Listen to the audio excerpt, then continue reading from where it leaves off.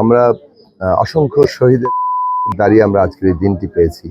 অসংখ্য আহত যোদ্ধারা এখনো তারা কাতরাচ্ছেন।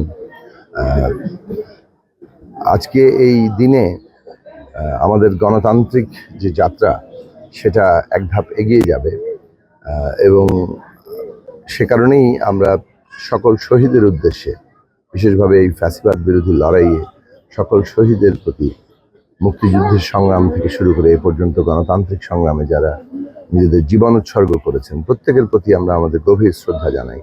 আমরা শ্রদ্ধা জানাই যারা এখানে নেতৃত্ব দিয়েছেন এই আন্দোলনের মধ্যে, এবং এটা বিশেষভাবে মনে করা দরকার যে এই আন্দোলনের অন্যতম ভরসার কেন্দ্র ছিলেন সাবেক প্রধানমন্ত্রী এবং বিএনপি চেয়ারপারসন বেগম খালেদা জিয়া, যিনি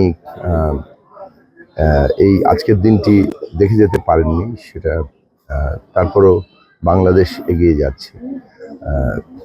আমরা স্মরণ করি ইভেন এই বাঞ্ছারামপুরেরও যারা শাহাদাত বরণ করেছেন প্রত্যেকেই।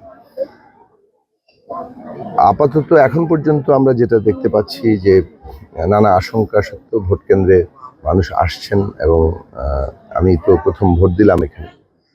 এই ভোট কেন্দ্রে একটা শান্তিপূর্ণ অবস্থায় আছে।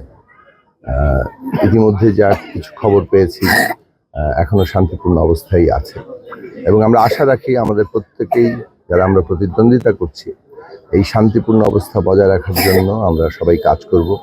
আমরা একটা সুষ্ঠু, অবাধ এবং গ্রহণযোগ্য নির্বাচন চাই। অনেক লড়াই, অনেক রক্তের বিনিময়ে আমরা এই পরিবেশটা তৈরি করতে পেরেছি।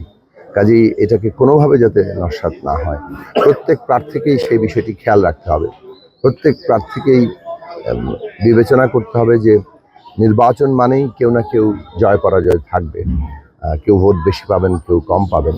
গণতন্ত্রের সৌন্দর্য হচ্ছে ভোট বেশি পেলেই হয়তো তারা দায়িত্ব পান, কিন্তু যারা ভোট কম পান তাদেরও প্রতিনিধিত্ব নিশ্চিত করা, তো এবং তাদের স্বার্থটাও, মর্যাদাও সেখানে সামনে রাখা। কাজে আমরা সবাই মিলে, যেই বিজয়ী হোক না কেন, সবাই মিলে আমরা বাংলাদেশটা গড়ে তোলার যে সুযোগ আমাদের শহীদেরা করে দিয়েছেন সেইটাকে আমরা কাজে লাগাবো, এবং আমরা বাংলাদেশে যে একটা রাষ্ট্র ব্যবস্থার গণতান্ত্রিক রূপান্তর, সংস্কার, মেরামতের মধ্য দিয়ে একটা নতুন রাজনৈতিক বন্দোবস্ত আমরা প্রতিষ্ঠা করতে চাইছি, সেটা আমরা সফল হব। এই সাফল্যের উপরই নির্ভর করছে আমরা শহীদের আমাদের যে অঙ্গীকার সেটা কতটা আমরা রক্ষা করছি।